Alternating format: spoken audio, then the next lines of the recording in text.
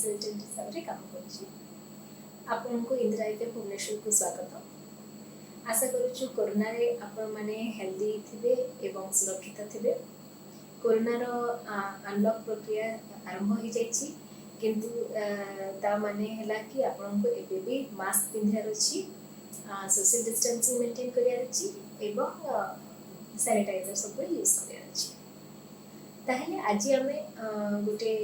Important topic ऊपर कथा हवा। स्त्री मानकर कारण निसंतानतारे कोन कोन थाए।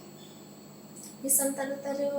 कारण भितरे पुरुष मानकर कारण हे पारे, स्त्री मानकर कारण हे पारे, किंबा उभयकर कारण भी हे पारे। ताहले स्त्री मानकर कारण बहुत गुड़ाए थाए,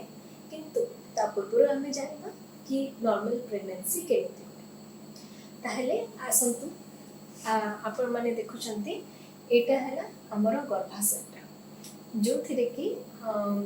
दीर पटे हमर एमती नळी जाको हमें फैलोपियन ट्यूब कहू सेटा लागि थाए। तार जस्ट साइड रे हमर अंडकोशटा थाए, जो थिरे कि प्रति मास को मास गोटे अंडाटा तयारी हुए। ए ट्यूब सेटा जेते फाटी थाए ए ट्यूबटा को धरि थाए। ट्यूब भितरे अंडा और शुक्राणु मिसिकी सेठी भ्रूण तयारी करंती एवं सेई भ्रूणटा जाइकी 4-5 दिन पर यूट्रस भितरे लाखिकी सेटा ग्रो करे एवं प्रेगनेंसी हेता। ता ए जो प्रक्रियाटा में देखिले तार गोटे सब जिनस कंट्रोलिंग फंक्शन थाए हमर ब्रेन रो। हमर मस्तिष्क रे हार्मोन गुडा जोटा बाहर थांती पिट्यूटरी ग्लैंड एवं हाइपोथैलेमस रो सेगुडा को ए सब जिनस गुडा को कंट्रोल कर थांती। ताहले आसंतु जानिबा कोन कोन कारण रो प्रेगनेंसी हे पारे नाही। फर्स्ट आ इम्पोर्टेंट कारण होची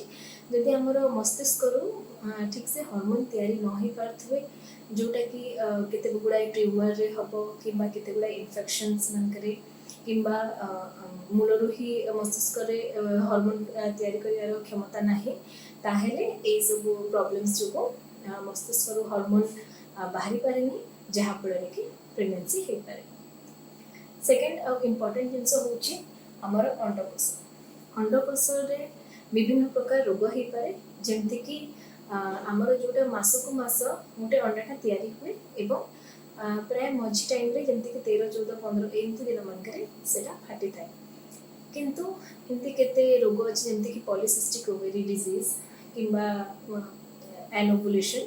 जो थिरे कि हमर अंडाटा समय को समय तयारी हुए नै और तयारी अंडाटा फाटे, जहा फल रे कि प्रेगनेंसी हे पारे नाही। सेमती हमर जदि अंडकोश रे पानी जमी जाए जाको हमें सिंपल सिस्ट कहू, किंबा सेही एथिरे जदि रक्त जमी गला जाको हमें चॉकलेट सिस्ट कहू, जोटा कि एंडोमेट्रियोसिस रे हुए, तो ता फल रे नॉर्मल अंडा गुडा बढ़ी पारते, जो थी पई कि हमर प्रेगनेंसी हे पारे। आ गोटे कारण होची हमर अंडार रिजर्व जोटा कहती, माने हमर सब बयस रे गोटे पर्टिकुलर रिजर्व थाए केते गुडा अंडा हमर प्रेगनेंसी करे पारती। तो सेटा हमर जन्मरु ही डिसाइड हे जाय कि थाए कि कहार रिजर्व केते, किंतु नॉर्मल हमर अंडा संख्या जेतिकी हबा कथा सेटा बयस संगे ह्रास पाई थाए। माने 35 वर्ष पर अंडार संख्या एवं क्वालिटी सब धीरे धीरे कमी जाय थाए, जहा फल रे कि हमर 35 वर्ष पर प्रेगनेंसी चांसेस भी कमी जाय थाए। तो एज किंबा बयस बहुत इंपोर्टेंट फैक्टर प्रेगनेंसी करियर पे। एमती जेमती देखिले हमर अंडकोश रे जहा भी प्रॉब्लम्स ता परे आसिला हमर ए ट्यूब। ट्यूबटा होची हमर गोटे नळी भलिया जिंस, किंतु फ्लेक्सिबल नॉट,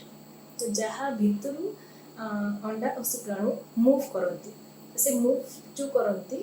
गति करिबारे सहायता करथाए। से भितरे हेयर भलिया स्ट्रक्चर थांती ताको सिलिया कहते।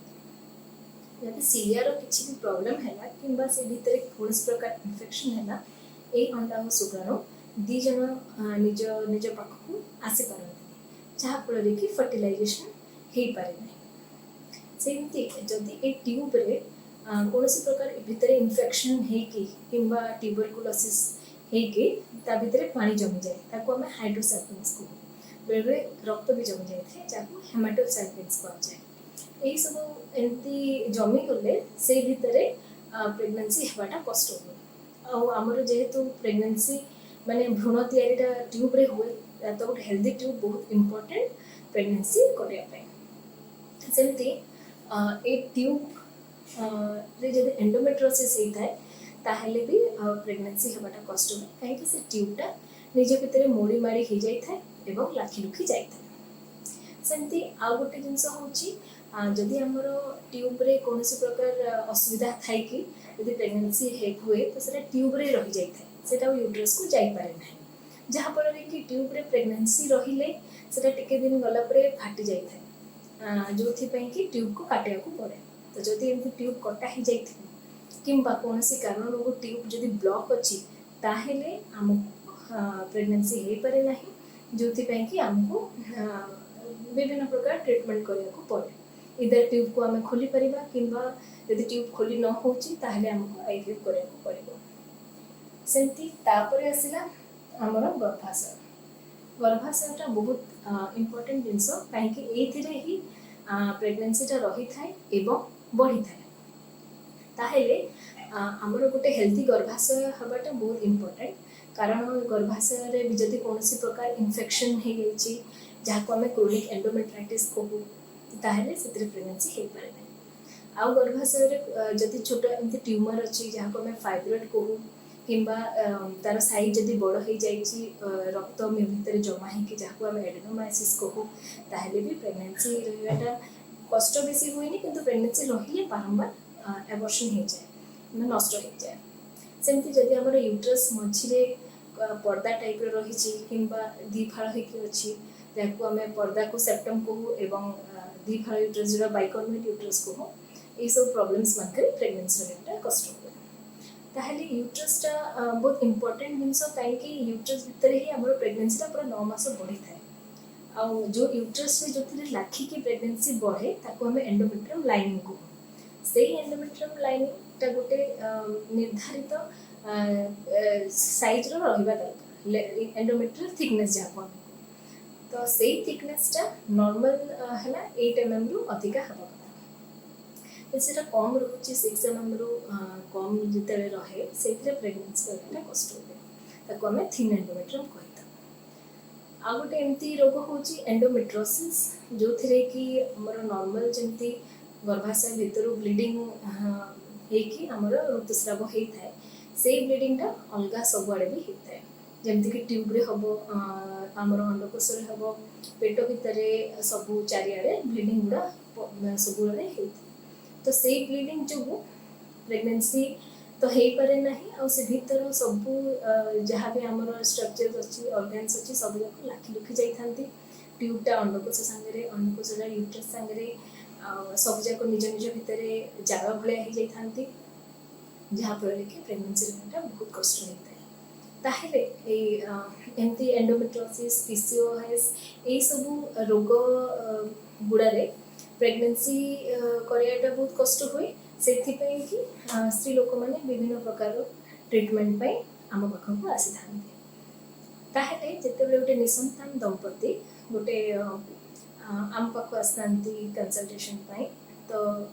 केते निसंतानता कहते कि वर्षे जाए चेष्टा कलापर भी प्रेगनेंसी रही पार ना ताहले वर्षे जाए चेष्टा करला परे जदि आम पाख आसती तो आम विभिन्न प्रकार परीक्षा गुड़ा कर स्त्री लोक मान सब परीक्षा तो होता है बट सब इम्पोर्टेंट परीक्षा हूँ गोटे है अल्ट्रासाउंड करूँ जो कि आम नॉर्मल स्ट्रक्चर जहाँ भी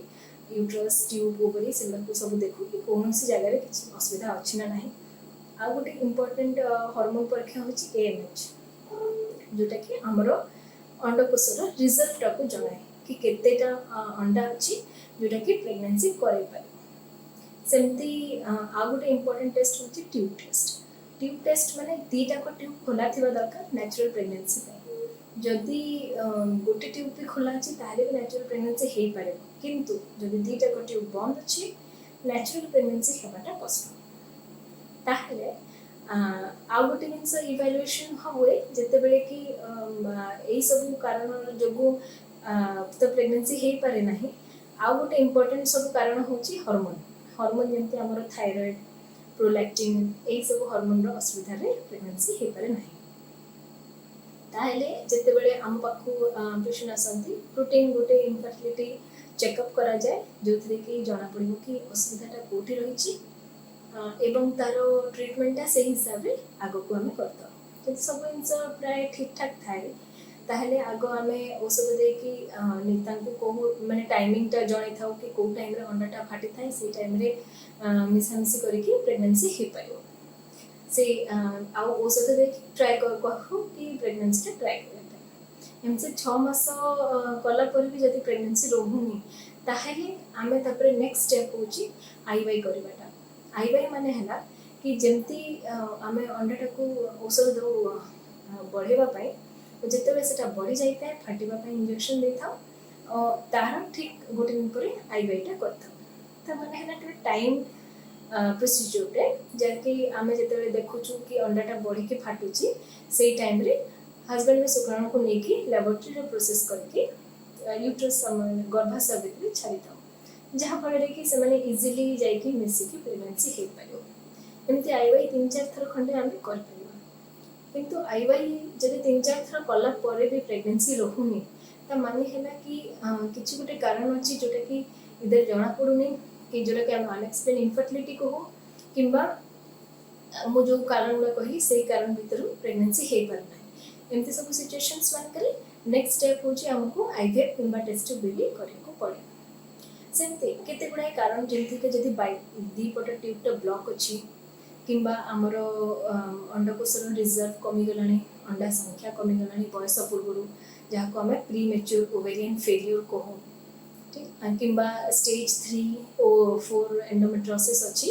एमती सिचुएशंस मानकरे आमको डायरेक्टली आईवीएफ करदेवाटा ठीक कारण ये सब केसेस रे प्रेगनेंसी होबाटा बहुत कष्ट एवं बाकी जो आमर ग्रेडेड ट्रीटमेंट अच्छी सेटा को हमें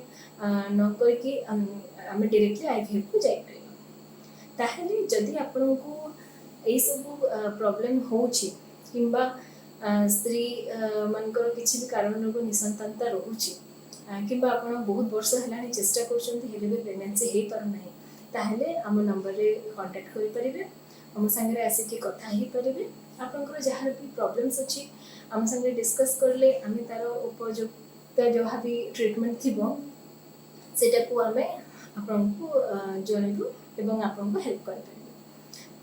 ताहले ए नंबर आप कॉल करेंगे और किसी भी असुविधा थे आमको जनइबे। धन्यवाद।